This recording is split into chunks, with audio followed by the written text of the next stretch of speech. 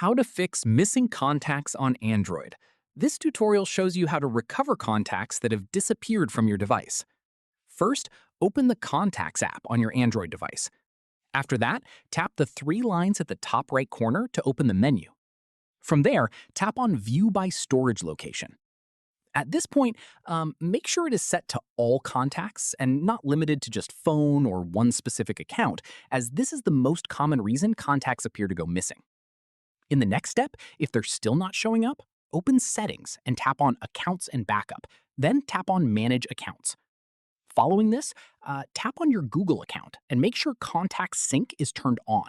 Then tap Sync Now to pull everything back.